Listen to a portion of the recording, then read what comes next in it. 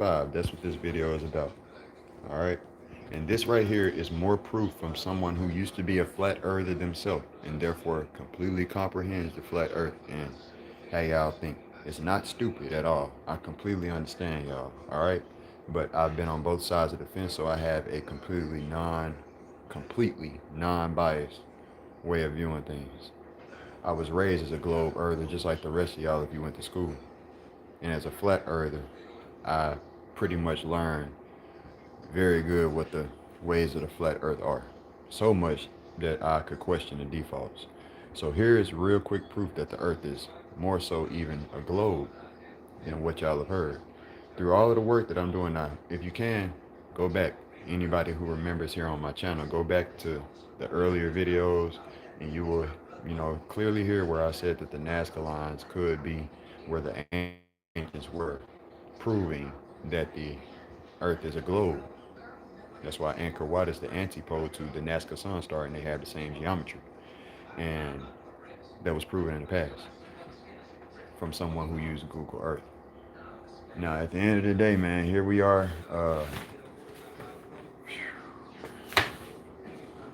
At the end of the day, this right here, what you see, is, wow, is the ocean floor lines. Please understand that whenever you look at longitude and latitude lines, the longitude and latitude lines are straight across as far as north and south relative. They are east to west lines perfectly. And what you see right here, basically, when you look at the earth mapping that they've done, what is under the earth, you will realize that the geology in itself, when you zoom in, it's very linear once you pay attention to it. Once you pay attention to it. And what do I mean by that? This proves something.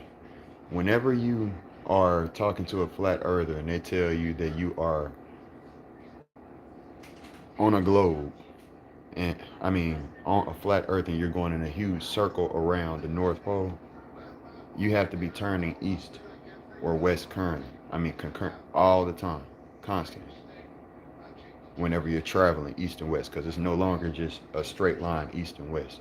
You're now making some big curve of a turn that you cannot detect. The flat earther will tell you that it's so big that you can't detect it. That's no different than globe earth is saying and telling y'all that the curve is so big on the earth you just can't see it. You can't get high enough to see it. It's no different. Well, what I'm showing here is this turning around the earth, this going around the North Pole. They'll tell you it's like going around the block. You have to physically turn yourself around a block whenever you're going around a pole on a north earth, on a flat earth. You have to physically turn whenever you're driving around the block, right? Let's say you got a building and you're driving around this building through a block that's circled around this building.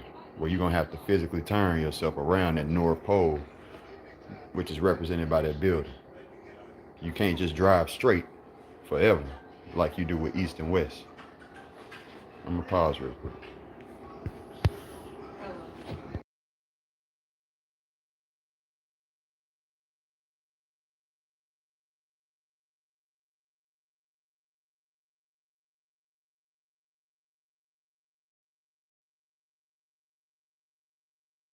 So when it comes down to it, sorry about that. When it comes down to it, these lines that are seen right here on this part of the earth,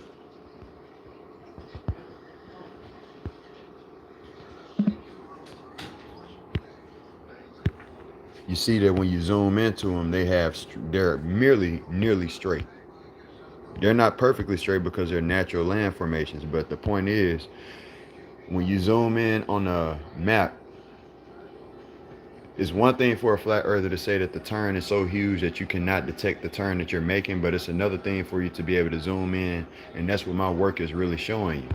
For you to zoom in at any point of the globe or the world map, and the way that we travel and know east, north, and south is directly opposite to each other, and east and west is directly opposite to each other. It makes a perfect grid. There is no turning with either of them.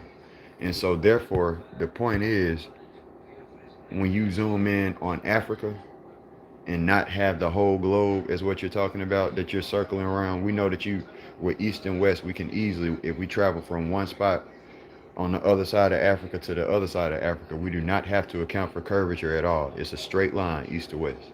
And therefore, once you get from, what I'm getting at is, once you get from one spot in Africa, from one coast of Africa to the next, you now mean to tell me now you're going to start curving around the block when you're, just because you got to the oceans. But that's not what the oceans are showing you. The lines right here shown in the oceans, if you zoomed in and put a east to west map right there, would show that these lines are merely nearly east to west, and that there is no curve going around a pole in east, at all when it comes to the flat earth. I mean, when it comes to the directions that you're traveling when you're traveling on this earth in real life.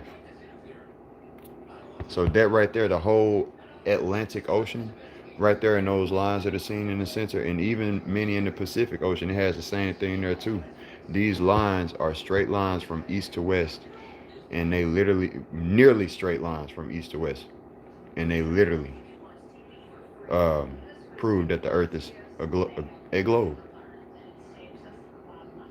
Literally. You see how straight that is up and down? That's crazy. Look at that. Just like the longitude, latitude lines. Ain't that crazy? That's like the real longitude, latitude lines made by God. And that's the Pacific coast, so that's the other one. So you see it's on both sides. It's all the way around this globe, from north to south. And those are not turning. They're going straight lines from north to, with the north to south on top and bottom of it. So I just proved more so that this earth is a globe. If you can comprehend it, you can get it. It ain't hard to get, but this earth is definitely a globe. It's not flat at all. You see that right there? Look at how straight those lines are going from this side over here and then continuing over there on the other side. It's just wrapped all around this ball.